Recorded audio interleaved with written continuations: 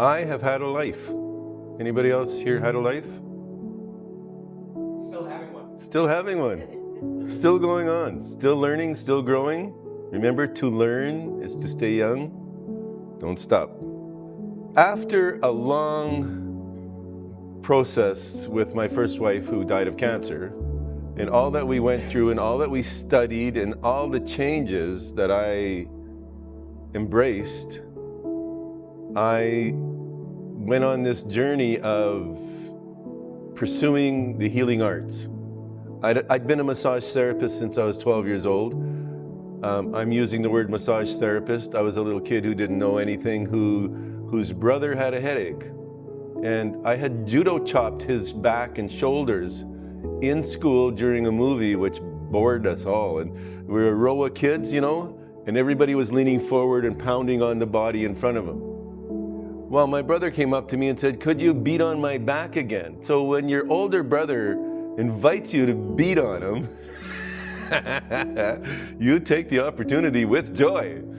And you can only do, like I was playing drums, basically playing Wipeout on his body, right? Because I had only just learned Wipeout and I was having fun playing it on every surface I could find. And after a while, everything tightens up and you just can't keep going, So then I started just grabbing, and it turns out that's a real massage technique, and it just went on from there. And I started giving people massage all the time. I remember going to a party, I'm just knocking on the front door, and he opens, "Oh, Henry, we're so glad you're here. So-and-so has a headache and wants to go home. We don't want her to go home. Could you go fix her?"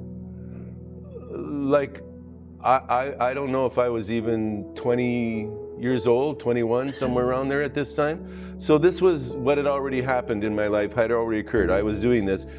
I met Treasure when I was probably 24-ish, somewhere around there. And, we got married, and I wasn't really out there much like that anymore. But then her cancer came, and, the search for holistic healing knowledge exploded. The books we read, the naturopath we met, the courses I took, learning macrobiotic cooking, and because we needed a new way to eat. And, every 5-10 years, I learn a new way to eat, a new way to cook, a new way, there's so much information that one has to absorb about diet that this whole I could talk for an hour about diet, changing your diet, because Western civilization, it's the standard American diet, and that spells out sad, right? And it's just so, my parents, I was raised on meat and potatoes. I swear it would have been 3 times a day if Mom had her way. But, I ate toast and tea for breakfast and ran to school. But, meat and potatoes, it is, do you know about food combining? It was a terrible combination. Starch and protein do not digest well together. Your body's ready for a starch or a protein, not both. So it's a powerful thing to learn, and then how do you change it? And we didn't even know it at the time when I was helping with Treasure, but, our doctor took all meats out of our menu, except, would you believe, highliner cod. And the reason was it's ocean fish, deep ocean fish, so it's less polluted ocean, and it's flash filleted and flash frozen on the boat. So it's as fresh as you can get out of a frozen product. Makes sense? So it was the only flesh we were allowed to eat. And what do you do with that sudden shift in your life to this only that? Well, what else can we eat? You should eat organic as much as you can. And then he said, nothing white. What? No, bread is white, right? So we switched to whole wheat bread. And I'll tell you, that's not going far enough. It's still starch. Starch is sugar. Sugar is the toxic thing in your body that creates inflammation. So avoiding sugar entirely becomes this huge necessity to defeat cancer, because cancer feeds on it. It feeds on sugar, it feeds on anger, it feeds on resentment. So these things have to be dealt with. So it's not just diet, obviously. Anger and resentment are not what you're eating, although you are. If you're an angry person, if you're mad at if your first response to being challenged is, what do you think? If you're eating anger in that moment. So you have to come to this place where your first response is, oh, well, you're allowed to have a different opinion. How's that working for you? I'm not taking that on. It's not my business, So we have to change so much about ourselves if we want to defeat these serious, serious illnesses. And it turns out any little illness, it turns out that it's all connected. It's like everything is, the circle of life, Hakuna Matata, people. So, the journey was amazing. My naturopath was a great guy, and he touched us very deeply on our first meeting. All three of us were in tears, and it was a beautiful thing, and we put our faith in him. And, before that, we had been to Montreal. Her first touch of cancer was a lump somewhere. I forget. Yeah, in her breast. Yeah, that was the one. The one in her leg was nothing. It was benign, but the one in her breast was a return to cancer she had had with all the chemo and everything years earlier before I met her. And so now it was back, and their advice was, well, this is the same cancer, but it's mutated, and the chemo won't work, and so we have to do radical mastectomy. And I'm like, I'm a newlywed. You're not touching those little boobies. They're mine, right? And so just take out the lump, because I don't even believe in that concept. Prevention isn't chopping off a body part. Prevention is changing your lifestyle. So we went for that, and a minister at church, or a missionary at our church, Salem Mennonite Christian Church, had just arrived, and he knew somebody in Montreal, where he was from, who was a nutritionist, who was going to cure terminal diseases through Nason-Gaston's somotid theory. Still a theory, because Nason-Gaston was a difficult human being. He was a medical researcher.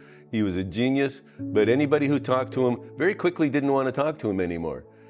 Dislike instantly. And so I never met the guy. I don't know. We were working with a nutritionist who was practicing on terminally ill people illegally.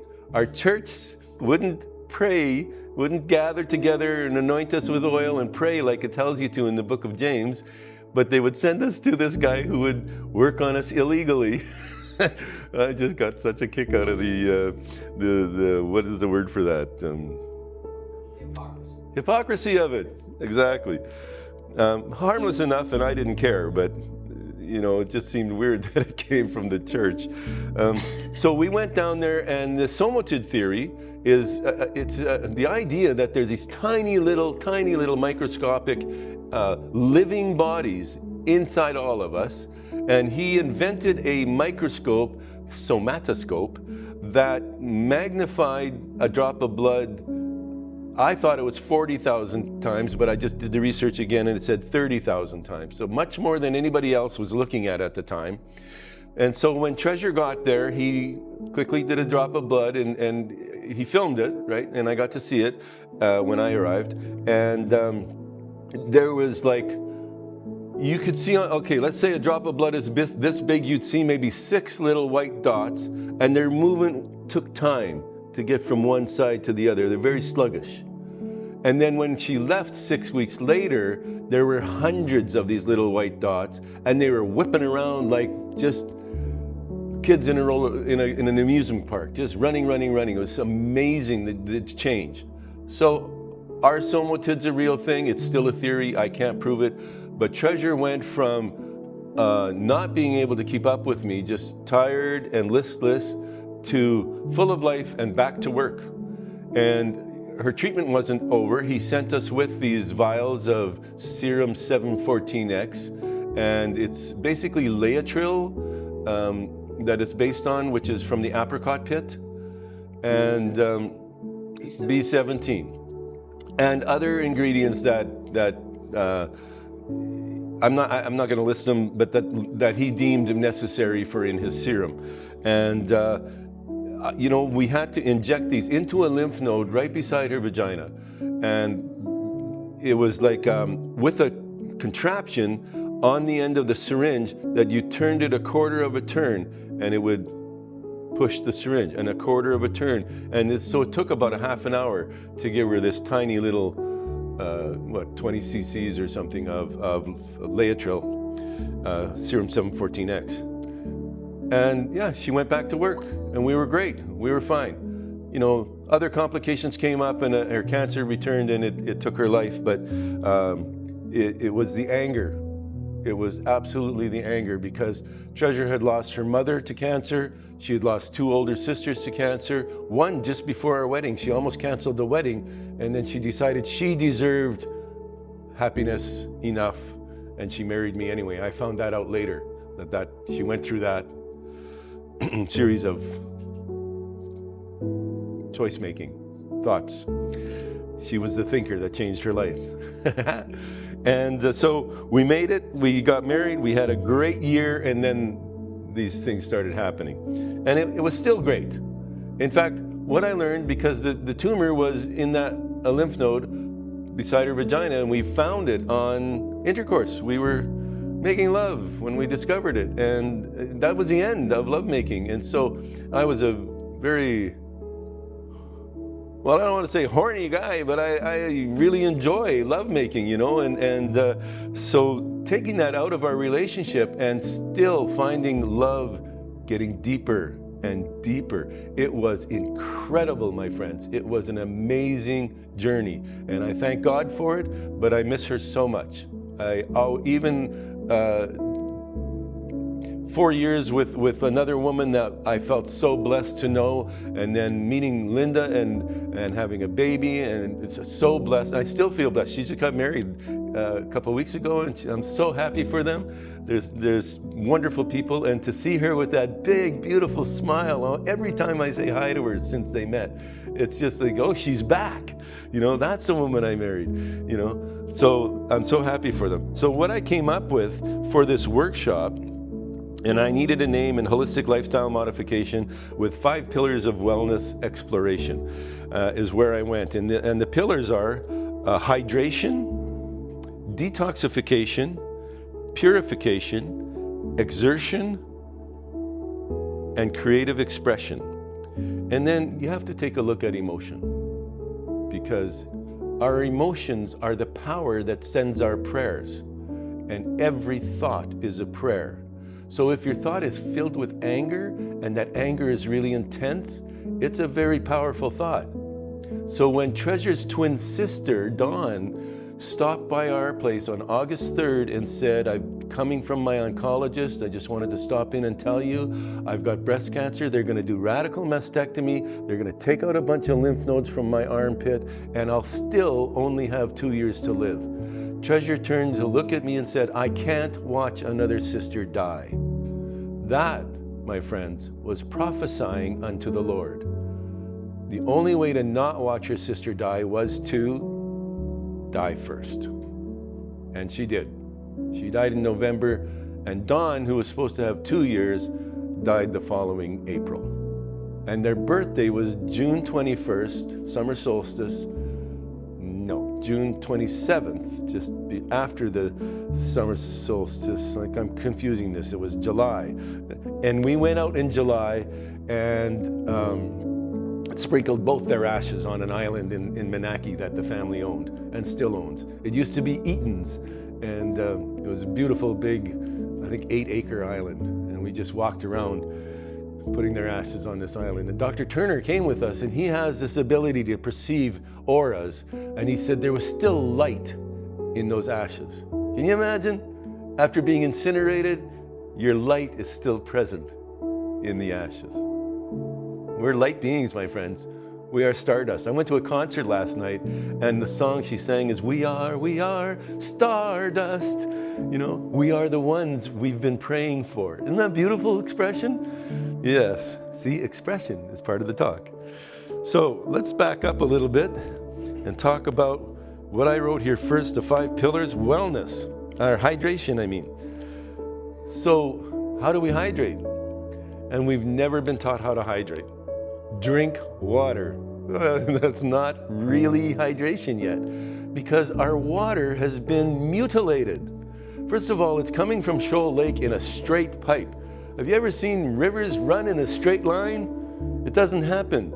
They wind, they twist, and every wind creates an eddy, and every eddy generates hydrogen. And that hydrogen is in the molecule for what, 8 hours? It leaves. It's not sustainable. You have to have water that's in movement to have hydrogen in it. However, Dr. Patrick Flanagan, at 18 years old, was taken into the American think tank at the Pentagon, where he met the father of fluid dynamics, who'd been working 30 years on Hunza water. Hunza land in the Himalayas. These people were living to be much older than the rest of the civilization. There's about 5 places on Earth that are drinking glacial water. And glacial water, the glacier crushes the rock that it's moving on, and those tiny, minute particles, nano-sized particles, are coated in electrons called hydrogen because of the swirling in energy.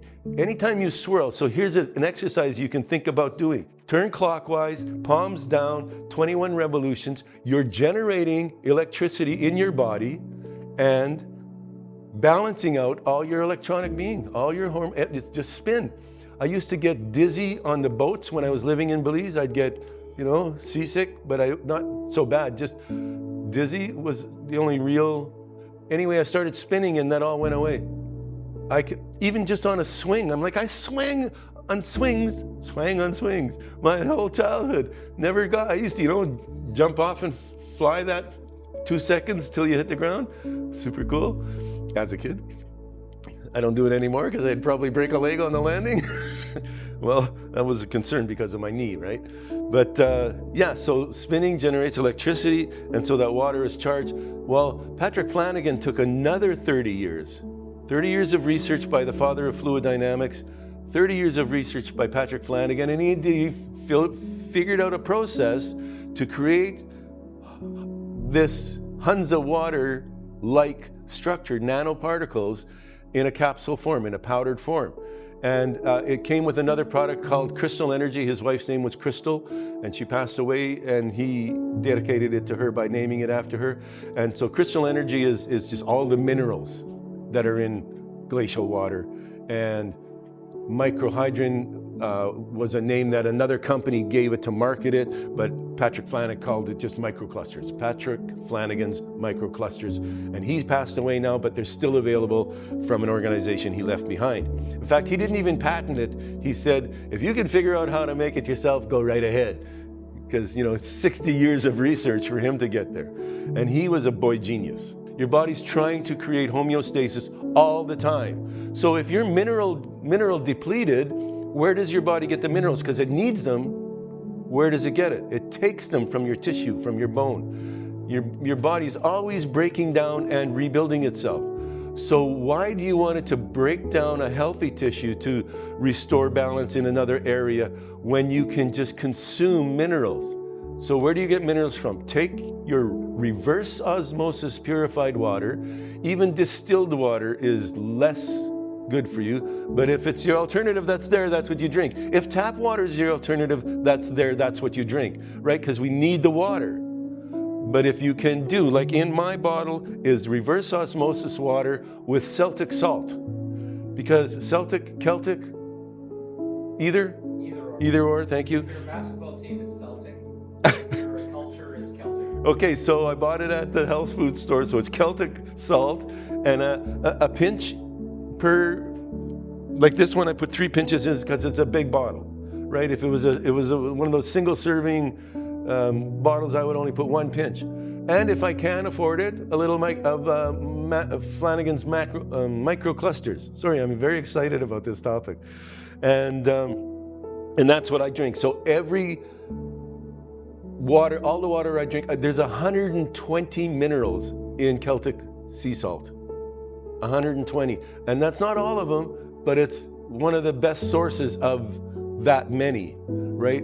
And I've also taken ormus. Are you familiar with ormus? White gold? No? Okay, so ormus is if you take seawater and you put it in a bottle, like a 5-gallon bottle we'll start with, and you add lye.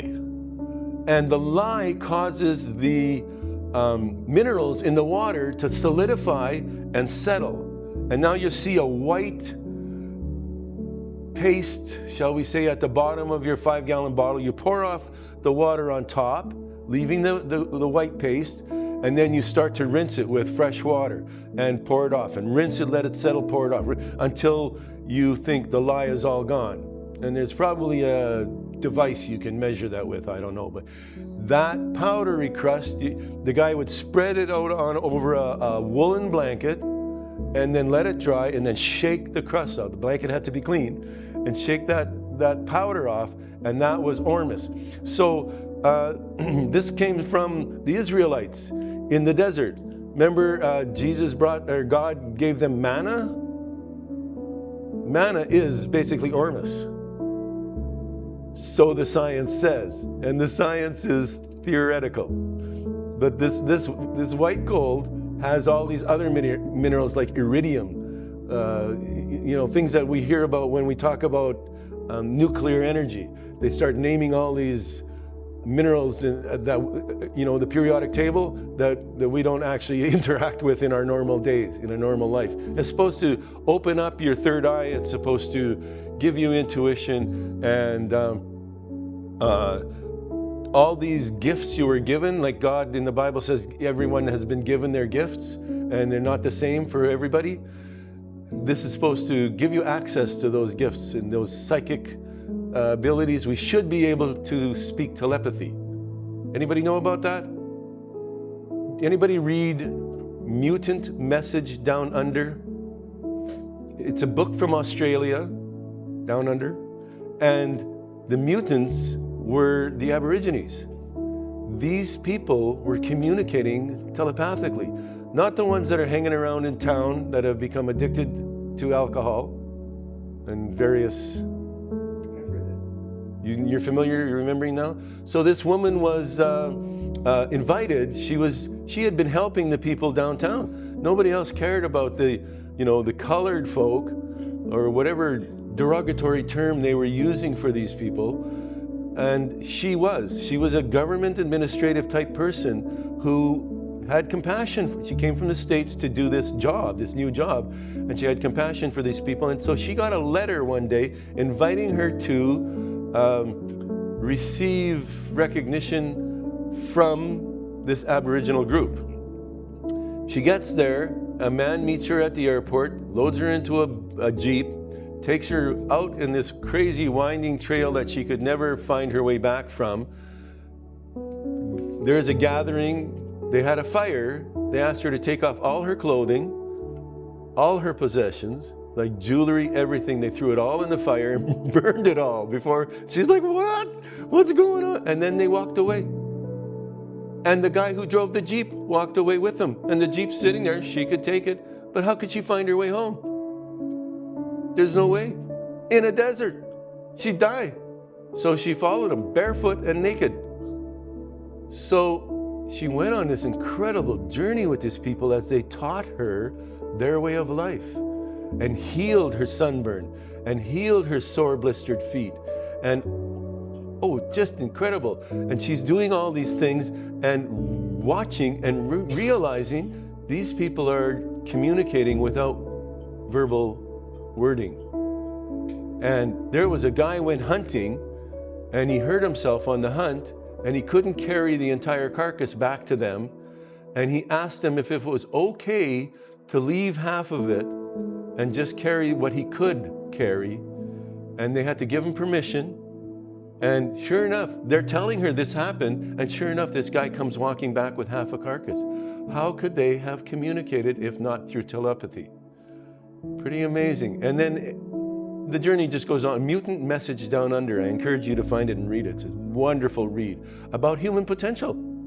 And they call themselves real people, and that the rest of us are not real. We're not living a real life. We're not connected to the earth to each other, to spirit in the way that they were. And I'm just giving you tidbits of what's in the book. Fabulous, fabulous read. So hydration, I keep deviating, right? So there's no way this could be a 20-minute talk. Hydration is so important. Get the best water you can. Nutrification. What I've learned since is about alkalinity. And I knew about this and it didn't register.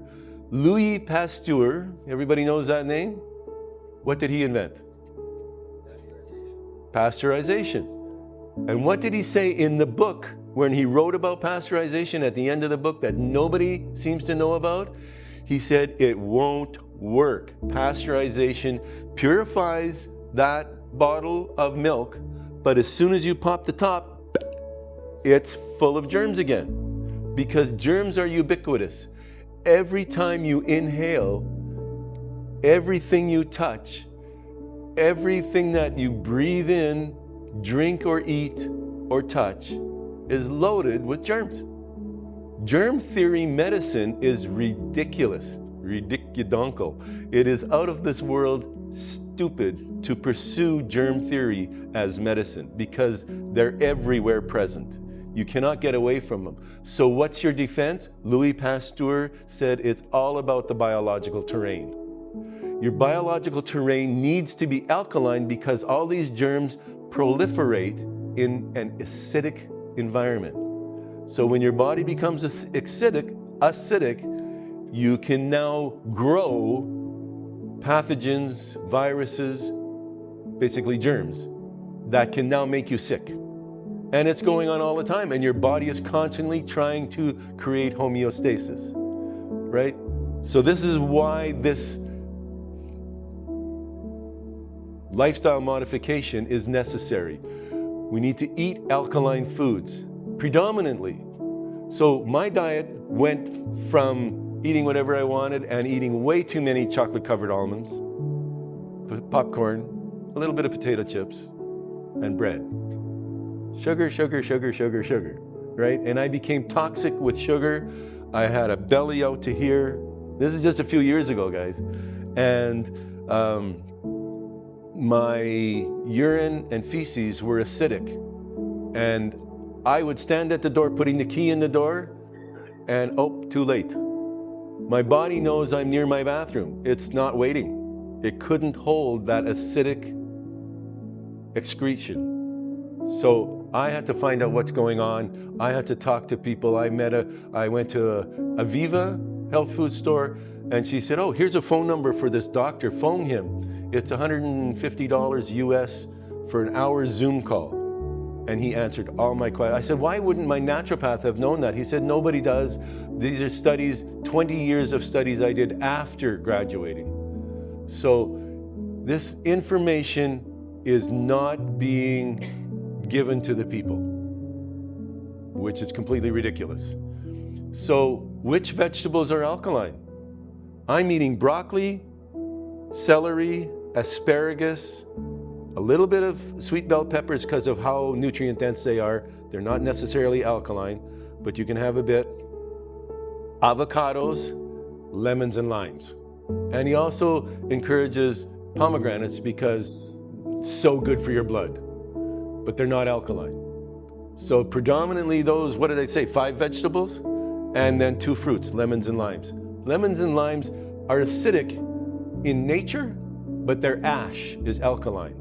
So they are actually alkalizing. So you can squeeze a lemon into your drinking water and drink that as often as you like, and it'll bring your alkalinity down, up.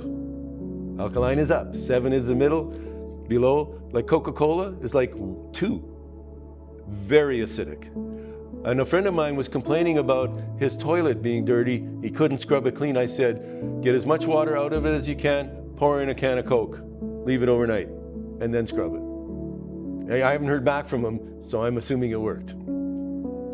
Okay, so to go into diet in detail, I'd be here all day, but the next phase besides eating that alkaline stuff, how do you get really highly nutrified? You start with superfoods. And what are superfoods? Can anybody name a superfood? Chia seeds.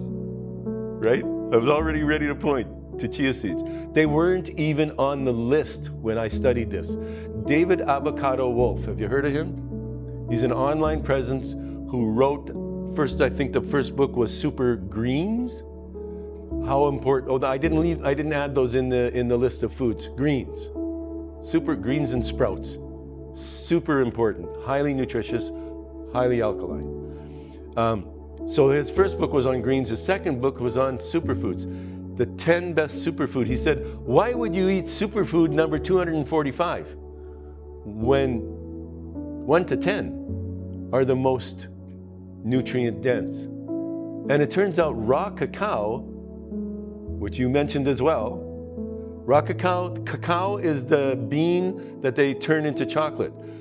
The chocolate is already, I don't want to say bastardized because it's not a nice word, by the process of turning it into chocolate. But raw cacao that has not been exposed to heat, because there's oils in there and heat denatures oils. Denatures is the word I was looking for. So raw cacao is the most nutrient dense food. And when the Spanish came and started raiding the Mayan temples, they left with all the gold and left all the cacao. And the Mayans are going, yeah, you can have it. We got the gold mine right here. I lived in Belize, and all the cacao trees in Belize at the time were grown organically because Green and Blacks, a British chocolate company, came into Belize, and because Belize was a British colony. They were colonized by the British. They were not colonized by the Spanish. They speak Spanish because everyone around them does, but they were not colonized by them. The coral reef blocked the Spanish ships from getting at Belize. 3,750 miles or whatever of coral reef. They couldn't get to the shore. But a British ship had lost its mast and was limping along the coral reef and found a channel and got in and started a village. Because other pirates, they were pirates, wanted a new mast. Where'd you get that mast? Oh, we can get you one. They wouldn't tell them where. We can get you one. And they'd started selling masts, and a village formed, cutting down mahogany trees. And the British went, what, we have a village? So they moved in and colonized the place and gave it back about 40 years ago now. Gave it back to the Belizean people. But they gave them infrastructure, hospitals, schools, recreational centers. A guy named Baron Bliss. I wish my name was Bliss, right? I just live in bliss all the time. He was ill on his boat, traveling around the world, and he anchored in Belize, and he just fell in love with the Belizean people. They came on the boat and nurtured him. They were like Florence Nightingale. Is it Florence Nightingale? And they cared for him, and he gave all his fortune to them. And it's still being distributed. It's still there. It's a great thing. Okay, I'm sorry, but I can't tell this stuff without telling the stories that brought the information to me. My life journey has been so gorgeous. I'm so thankful. I'm so full of gratitude. And gratitude is that last emotion that you put on your prayer, right? Because if you're not gratitude, if you don't have gratitude, how do you receive? So when we say our prayers, I know I have health. I know I have love. I know there's beauty and joy in my life. And God says, well, if you have it, here's more of it. But if you want it, I'll give you more wanting. I don't want it. I have it, right? And I'm so grateful for it. Praise God. Hallelujah. Thank you for listening.